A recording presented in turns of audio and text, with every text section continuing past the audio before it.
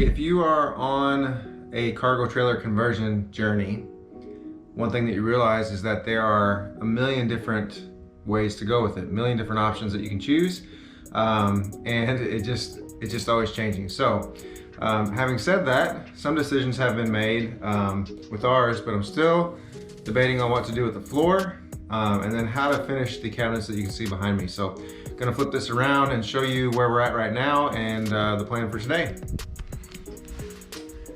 So, the last time I worked on this last weekend, I got these drawers in, and what I decided to go with was drawers that you push to open. So you can kind of see how those work.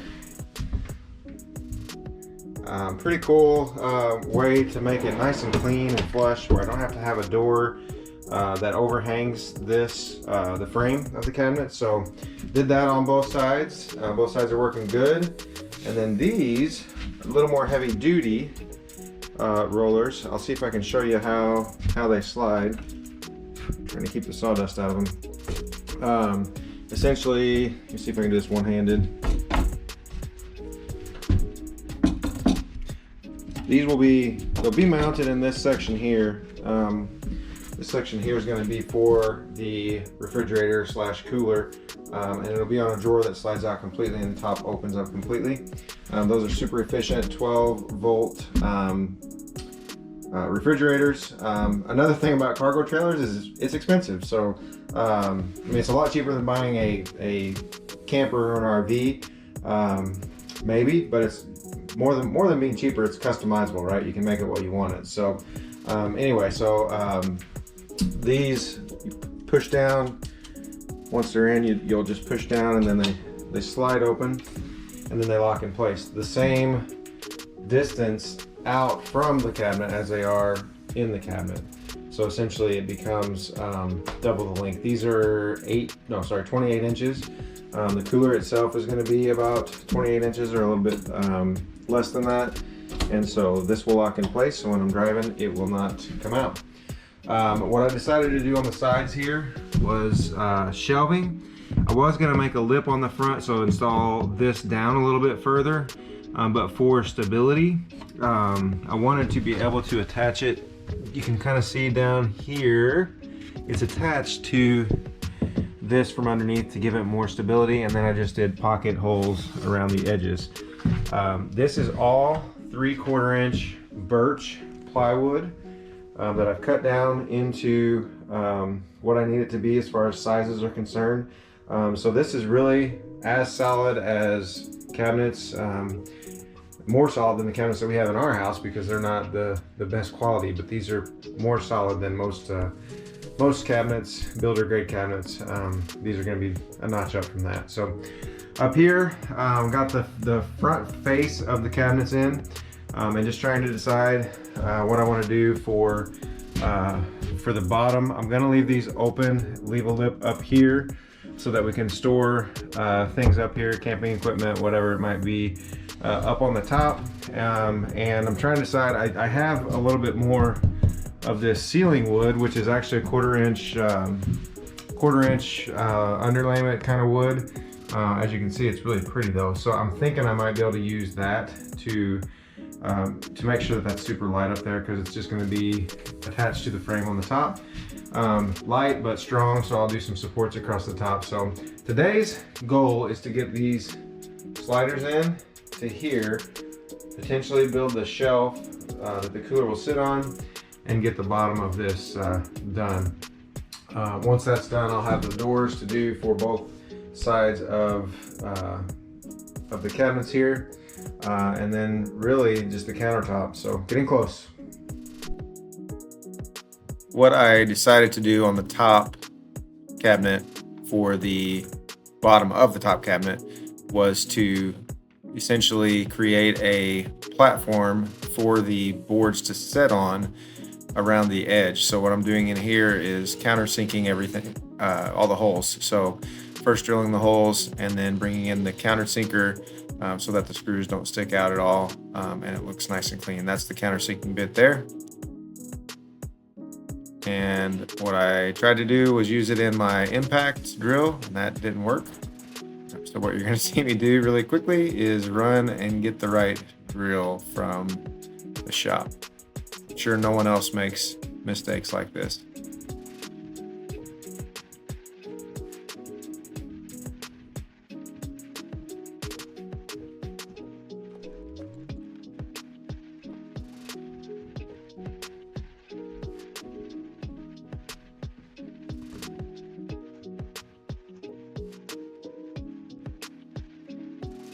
All right, now that I've got the right drill bit, drill for the drill bit, I can countersink these holes and start installing.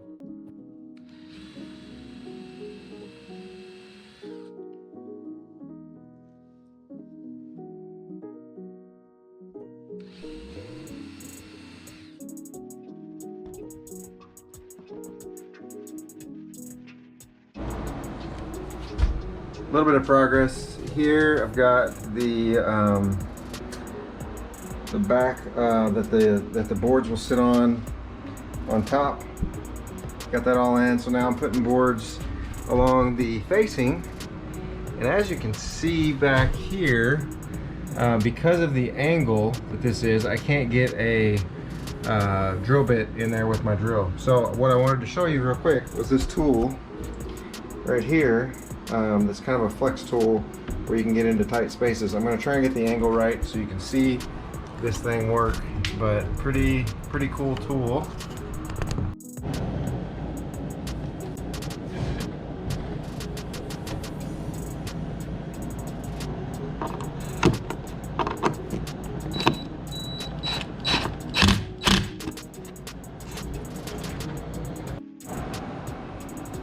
Now I've got the support structure in all the way around, and the fun part is getting this material to fit perfectly with all of the angles in there. Now, the one thing that will work to my advantage is that this is where it's going to be sitting, so you won't, most people, my height you'll be able to see it, but most people won't be able to see if it's not perfect, because they'll be seeing it from underneath, from this angle. So you're not going to see the edge of that board if it's not perfect. So what I'm going to do is create a template out of cardboard though, to hopefully be able to cut that a little bit better. But that's what's up next. Now, one of the things that people wonder sometimes is what kind of screws and all that kind of thing. So I use Craig screws and everything, and then so all of these are pocket holes.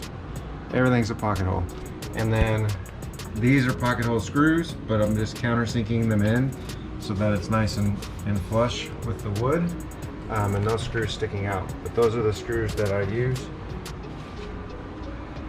and 1¼ is what I use mainly.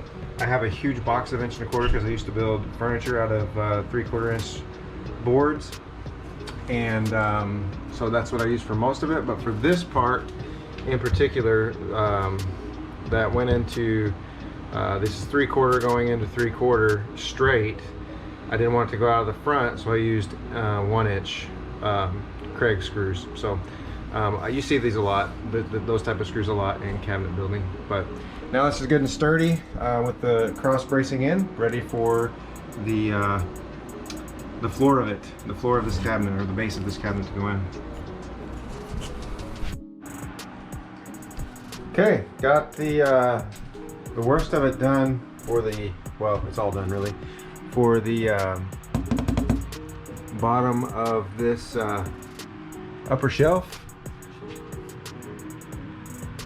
Got those cuts done pretty good. Messed up just a little bit on that side over there, but you'll never notice it. The one thing I don't like really though is the way that it looks back here, because originally I was going to put doors on here, so it's going to be hidden anyway.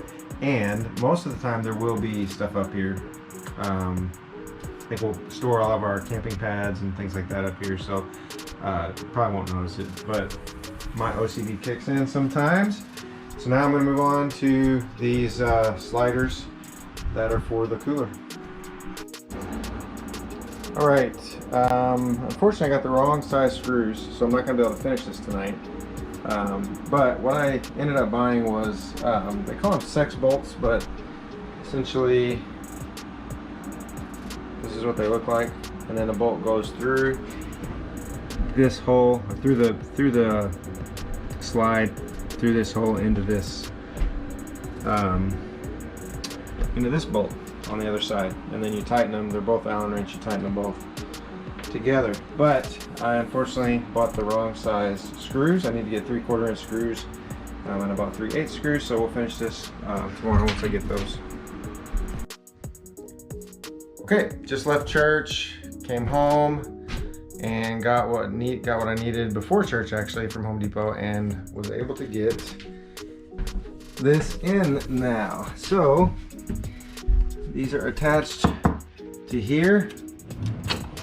They extend and lock all the way out 28 inches. They are 28 inches, and then you just push down to get those back in. Push it in and it locks.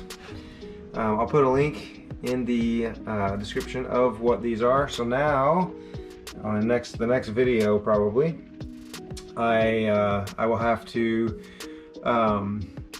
build the shelf that attaches to these. So real quickly though, what I ended up having to do, the screws that I got were just a little too long, but I had these washers on hand to make this work. So what I did was attached these bolts to, or they don't attach actually, they're called sex bolts. So essentially one goes into the other one, one side goes into this. It's used a lot in furniture builds, but I got that attached there. And I'll show you the inside of one of these. So this is where the bolt goes in right here. And what I ended up doing is I had some of these screws here to give it just a little bit more stability, because I didn't have enough washers to do 2 washers on each one like I did there to make it thick enough. So some of them I had to do 1 like that one. And it's just not quite as tight as I want it to be, but these are really solid. So yeah, that's it for this video. The next video again will be me putting the shelves here, the shelf on here that the cooler will sit on.